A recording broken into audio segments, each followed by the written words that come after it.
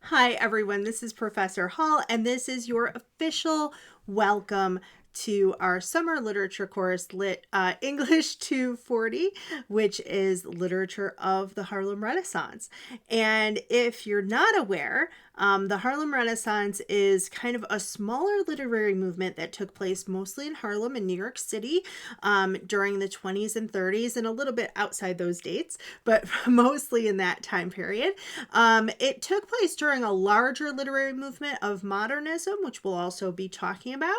And it basically is this profound transformation in African American artistic expression. And in addition to literature, each week I'll be sending you videos about other figures as well. So you'll learn about writers like Langston Hughes and Zora Neale Hurston, and then you'll also get some short little lectures from me about artists and musicians, people like Duke Ellington, Louis Armstrong, Aaron Douglas, Josephine Baker, all of those kind of people. And it is a celebration of African American identity.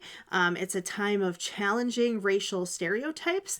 And it's this movement that's basically fueled by the Great Migration, which is African Americans moving from the South to the North and looking for opportunities, and then kind of forming this really fascinating and rich literary tradition and artist community and that kind of thing. So it really shapes American culture. It lays a foundation for the civil rights movement, and I'm so excited to be talking about it with you during our summer session.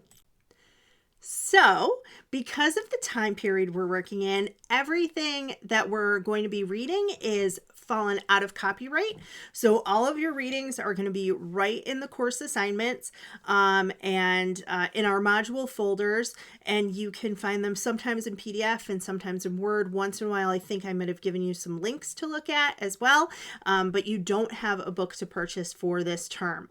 If you go into our Brightspace course, if you click content, you'll be able to then see all of our modules on the left-hand side. Each module is, we have one module per week. There's one later on that's a 2-week module, but we'll talk about that when we get to it. So the modules all are kind of set up the same way.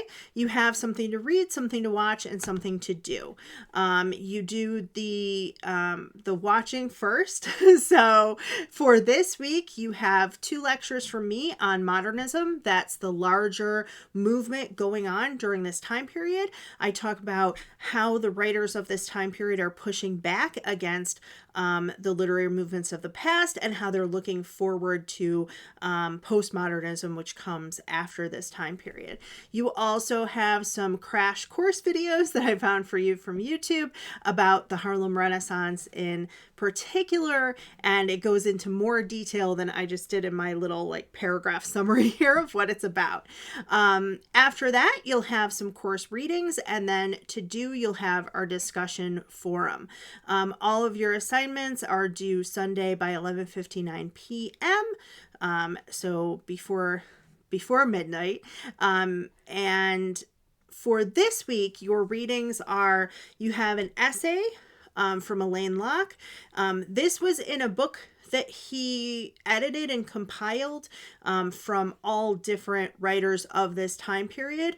And in this essay, he kind of explains some terms of looking at a new type of African American citizen now that we're, removed from the time of slavery, and now that people have had education and have had some opportunities, what he thinks life will be like for African Americans and how they can forge ahead and really make an impact on American culture, particularly art, literature, and music. Then you have some poems that I think kind of typify the time period. The Tropics in New York by Claude McKay and the poem Harlem by Langston Hughes. And then you also have an excerpt from Uncle Tom's Cabin by Harriet Beecher Stowe. Now, the reason that I included that is that she is actually writing in the previous literary movement of Romanticism and also sorry, and also a transition in American literature from Romanticism to what was called realism.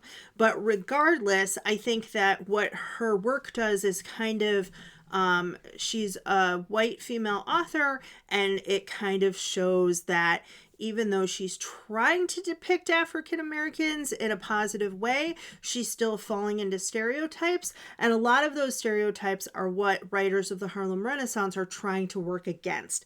So I think that it's sort of important to place our authors that we're going to look at throughout the term into this historical context and these literary movements and all of that.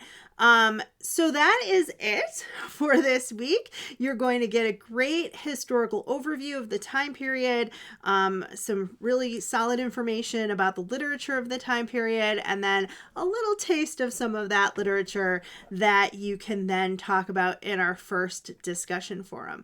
So if you have any questions, just let me know. Otherwise, I look forward to meeting you guys online in our virtual class. Thanks.